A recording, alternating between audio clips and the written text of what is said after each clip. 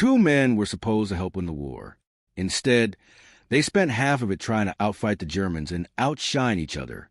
And by the end, Patton didn't just dislike Montgomery. He absolutely loathed him. At first glance, the answer seemed simple. Patton was aggressive. Montgomery was cautious. Patton loved speed. Montgomery loved preparation. Patton knew what Britannica calls great initiative, ruthless drive, and even a disregard of classic military rules. Montgomery, by contrast, was a cautious, thorough strategist who insisted on complete readiness before he struck, even when it exasperated other Allied commanders. Put those two men in the same war, under the same supreme commander, with the same newspapers chasing glory, and conflict was almost guaranteed. But the truth was even stranger. Patton didn't hate Montgomery for just one reason. He hated him because every time Patton thought he had finally broken free, Montgomery appeared again, taking the route, the fuel, the priority, or the credit. And that story really ignites in Sicily. Before the campaign even reached its climax, Montgomery used his influence to push a plan that gave his British Eighth Army the primary objective of Messina, while Patton's Seventh Army was reduced to a supporting role. Another account of the campaign says General Alexander then approved a new boundary that handed Route 124 to Montgomery and forced the Americans off their planned route. To Patton, this was more than a map change. It was humiliation. He had not come to Sicily to play bodyguard, while another general collected the headlines. Then Montgomery made it personal. One says he criticized American soldiers as lacking confidence in their generals. That kind of comment was gasoline on Patton's temper. This was a man whose strict discipline and toughness inspired fierce pride in his troops, a commander his men nicknamed Old Blood and Guts. Patton could accept danger. He could accept risk. He could even accept being controversial. What he could not accept was being patronized, especially by a British field marshal who seemed to think the Americans were there to support his legend. So Patton did what Patton always did. He moved fast. While Montgomery stayed fixed on the main axis, Patton pushed west, captured Palermo, then turned east.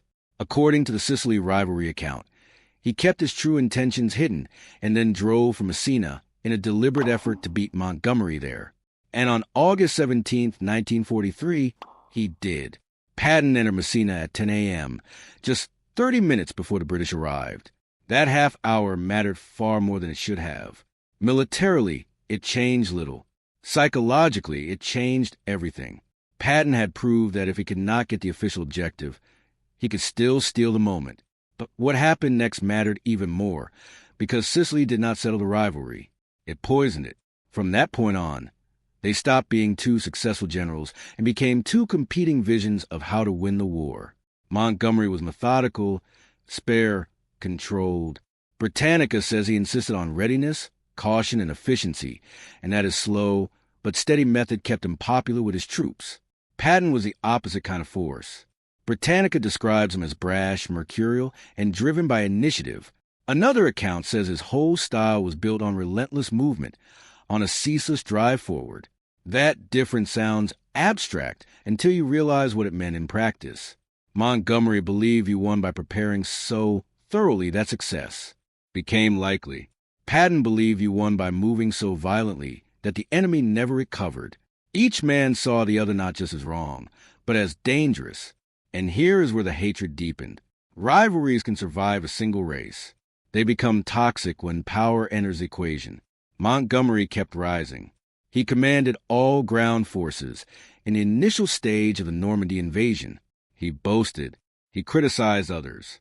He made demands of Eisenhower. And from Patton's point of view, that meant one infuriating thing. Montgomery was no longer just a rival on the battlefield. He was now a rival with privileged access to the top.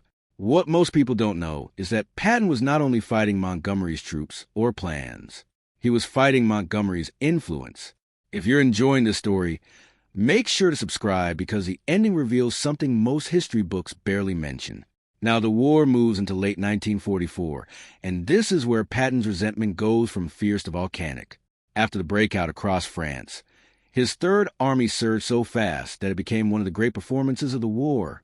Britannica calls it the apogee of his career, a sweep across northern France marked by initiative and ruthless drive. But speed has a price. Patton's army needed fuel, huge amounts of it. One logistics study says the Third Army consumed about 350,000 gallons a day. Then, suddenly, the momentum died. On August 31st, Patton's armor began grinding to a halt for want of gasoline. By September 2nd, the entire Third Army was effectively at a standstill. Imagine what that felt like for Patton. After racing across France, he was stopped not by German genius, but by an empty tank, and Patton knew exactly whom to blame. A Defense Technical Information Center study says Patton believed the delay came from a change of plan by the High Command, implemented, in his opinion, by Montgomery. An official U.S. Army history explains a broader reason. Logistics were stretched to the limit. Supplies were desperately short, and Eisenhower's broad front strategy forced ugly choices. During the first week of September, Third Army was receiving only about 2,500 tons a day, roughly half of what it required.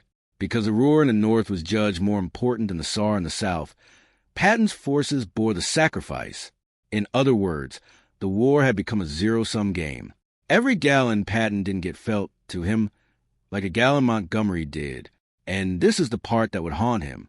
The same DTIC study says that when Patton's tanks first reached the Meuse, the forces defending Lorraine were shockingly weak. Just 9 infantry battalions, 2 artillery batteries, and 10 tanks. Then the pause let the Germans recover.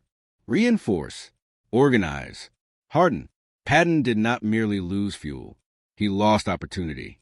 In his mind, that may have been the unforgivable sin, because a man like Patton could accept risk and even failure. What he could not accept was a belief that victory had been within reach, and that somebody else's priority had snatched it away. But the feud still had one more explosive layer to add: strategy. Montgomery pushed for concentration in the north. Eisenhower favored the broad front. The official U.S. Army history describes this as the famous debate between a one-thrust concept and an advance all along the front. And then came Operation Market Garden.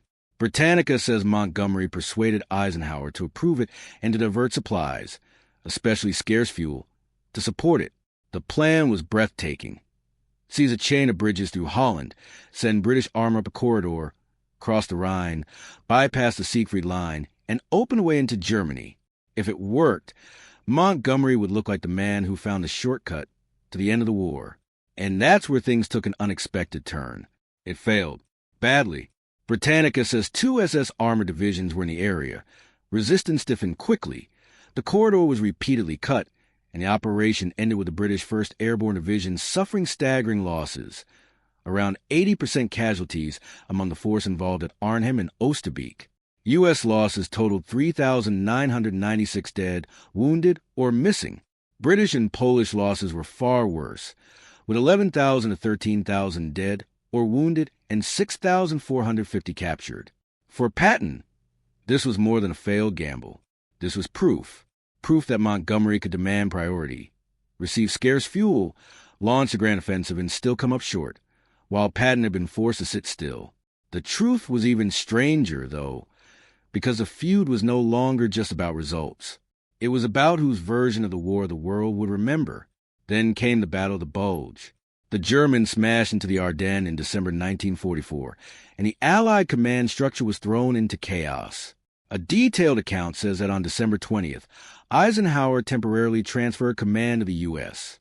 1st and 9th Armies to Montgomery because communications with Omar Bradley had been cut.